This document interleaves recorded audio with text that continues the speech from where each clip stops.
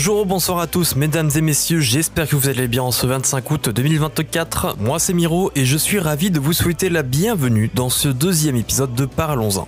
Ici nous parlons cinéma, nous parlons musique, nous parlons jeux vidéo, mais nous parlons surtout culture générale et tout ce qui touche au domaine de l'art.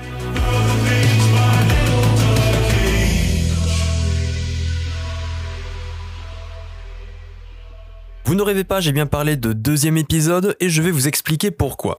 Tout ceci est très simple, que vous le découvriez ou pas, le premier épisode de Parlons-en est en réalité sur ma chaîne YouTube, moi c'est Miro, et ce dernier parlait de Marion Gamme, qui nous a quittés maintenant il y a plus d'1 an. Ce premier épisode qui devait faire partie d'une série de vidéos n'a finalement donné qu'un seul épisode parmi tant d'autres projets que j'ai pu expérimenter sur ma chaîne YouTube. Aujourd'hui, ce podcast offre une seconde vie à ce projet que je souhaite poursuivre à long terme si possible sur Spotify et pourquoi pas à l'avenir sur d'autres plateformes. Ce format est voué à évoluer et à changer dès que j'en prendrai la décision. Vous serez tenu au courant de certaines mises à jour et nouveautés sur le compte Instagram de l'émission parlons-en.podcast. N'hésitez pas à suivre ce compte Instagram pour ne pas manquer quelconques informations concernant l'émission. Le lien est disponible dans la description du podcast.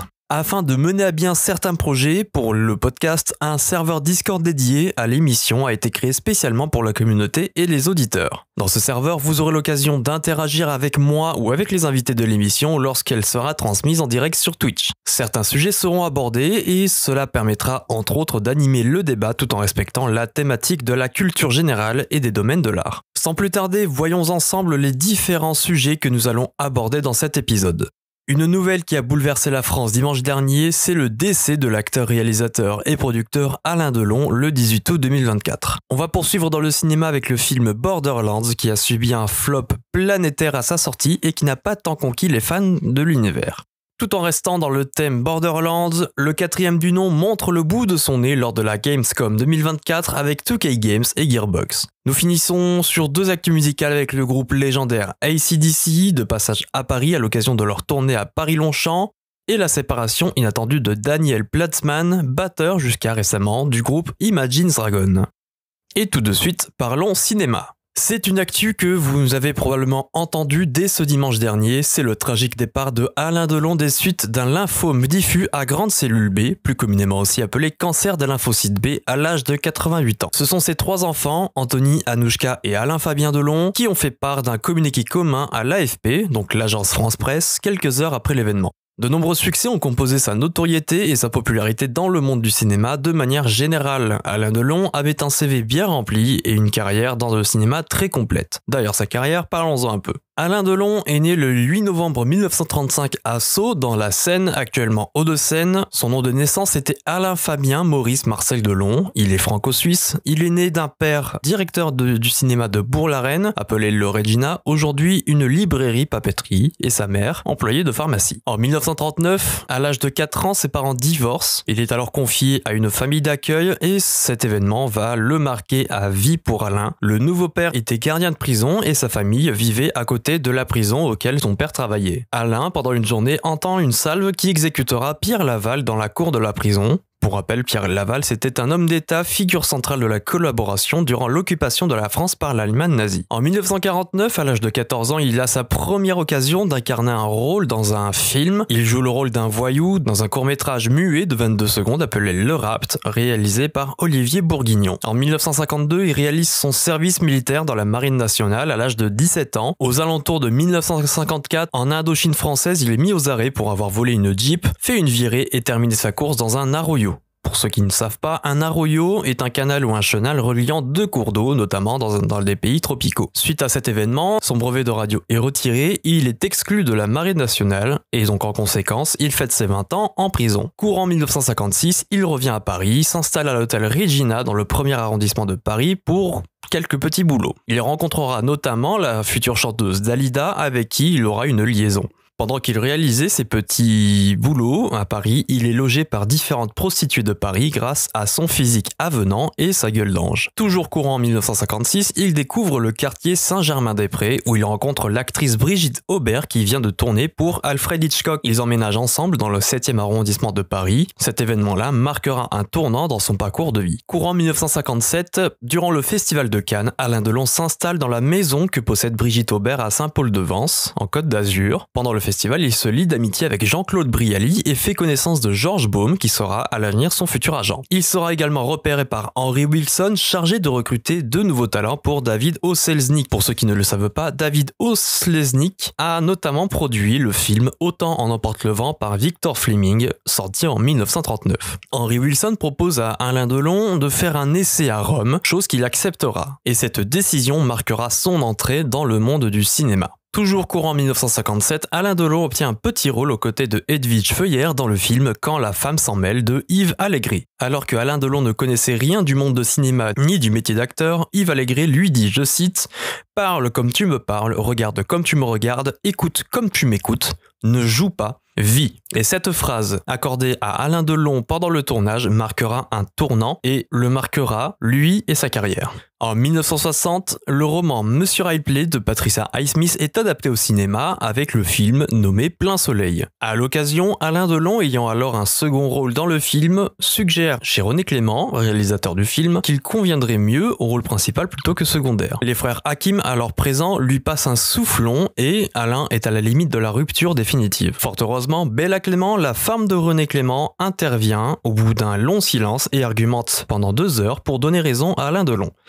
Cette décision sera significative pour Alain Delon car, ayant du coup obtenu le rôle principal, ce film lui donnera l'accès au rôle de star du cinéma. Pour vous donner un ordre d'idée, le film est sorti le 10 mars 1960, il a compté un total de 2 445 907 entrées, ressorties comprises, soit pour le premier film 1 459 988 la première année. La critique est unanime, 4,2 sur 5 pour la presse et 4 sur 5 pour le public. À l'occasion, si vous voulez voir le film, ce dernier est disponible gratuitement sur France TV. Et c'est à partir de là que Alain Delon réussit à enchaîner les films à succès, notamment en 1984 où il obtient son premier César grâce au film Notre Histoire sorti en 1984 en compagnie de Nathalie Baye, Gérard Darmon entre autres. Ce sera le seul César de sa carrière, il sera annoncé par Nathalie Baye et Coluche lors de la cérémonie. Malheureusement, Alain Delon se trouvait à ce moment-là en Suisse et Coluche a souhaité rebondir avec humour en disant que 64% iraient en Suisse, le reste dans les impôts.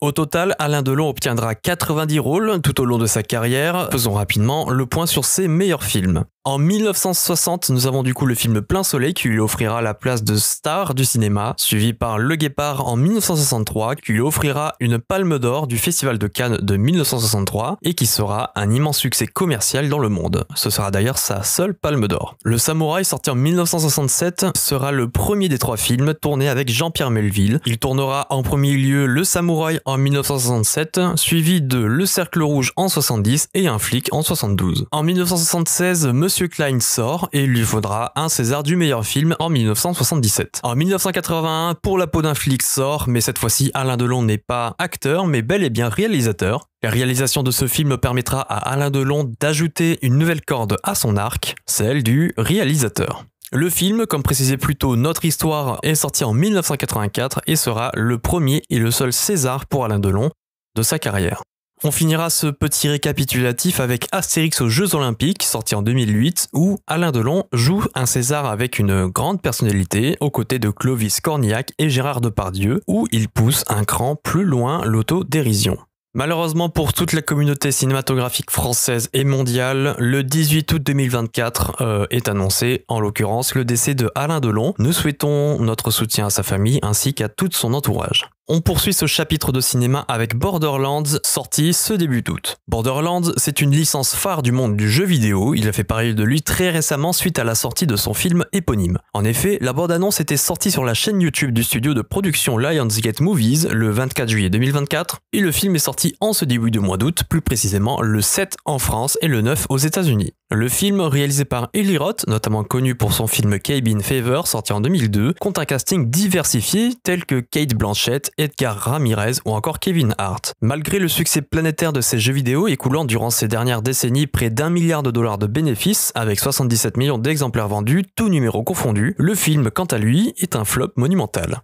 Niveau box-office, on parle à peine d'un peu plus de 11 millions d'entrées aux États-Unis et 554 000 entrées en France. Question budget, le film a coûté 115 millions de dollars à produire et n'en a rapporté que 18 millions, soit 11% du budget nécessaire à la production si mon calcul est bon. D'après Millennium.org, les fans de la licence n'ont pas caché avoir passé un bon moment devant le film et apprécié retrouver l'ambiance propre à la licence. Le script correspond bien à ce que l'on pourrait attendre d'un script Borderlands, même si ce dernier est loin d'être une histoire complexe avec des multiples rebondissements. Une fois n'est pas coutume d'aller voir le film pour construire son propre avis. Pour rester dans le thème Borderlands, parlons maintenant jeux vidéo et Gearbox annonce un 4e titre de la licence. La nouvelle est survenue lors de la Gamescom 2024 pendant la conférence 2K Games et Gearbox et s'est contentée de quelques images. D'après jeuxvideo.com, nous n'avons pas d'autres informations pour le moment. Les images révélées lors de la conférence démontrent la téléportation d'une planète entière par le Faucon Ardent et le retour des sadiques. Tout ce que nous savons, c'est que ce nouvel épisode est attendu pour l'année 2025 sur les plateformes PC, PS5 et Xbox Series. Parlons maintenant musique. AC/DC était à Paris la semaine dernière. C'était le 13 août dernier. Le groupe légendaire AC/DC était de passage dans notre belle capitale dans le cadre de leur tournée Power Up Tour. Une date unique, sachant que le groupe tourne partout en Europe depuis le 17 mai. La sortie de leur 17e album, quand même, c'est pas rien, intitulé Power Up en 2020, s'était vendu à 4,5 millions d'exemplaires vinyles, ce format représentant 28% des ventes physiques en France, soit un total de 19 millions d'exemplaires. Près de 80 000 spectateurs étaient attendus à l'hippodrome Paris-Longchamp, quand on sait que leur dernier passage en France était au Stade de France, à Paris, toujours en 2016. Les rockers ainsi que la communauté mondiale étaient heureuses de revoir Brian Johnson, chanteur du groupe, en pleine forme ayant subi de graves problèmes d'audition auparavant. La nouvelle est tombée cette semaine sur le compte officiel du batteur Daniel Platzman. Ce dernier annonce son départ du très grand groupe Imagine Dragons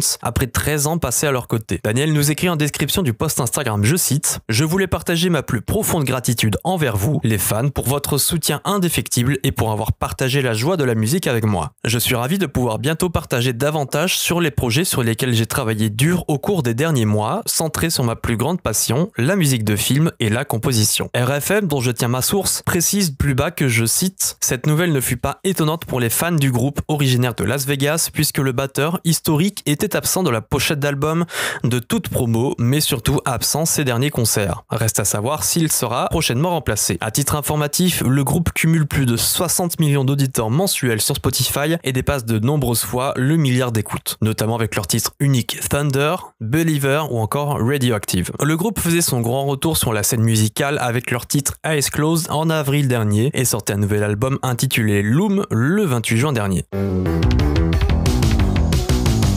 C'est la fin de ce deuxième épisode, je vous remercie infiniment d'avoir écouté jusqu'ici, on se laisse pour cette semaine et je vous donne rendez-vous la semaine prochaine pour un nouvel épisode de Parlons-en sur Spotify. En attendant, je vous souhaite à toutes et à tous une très bonne semaine.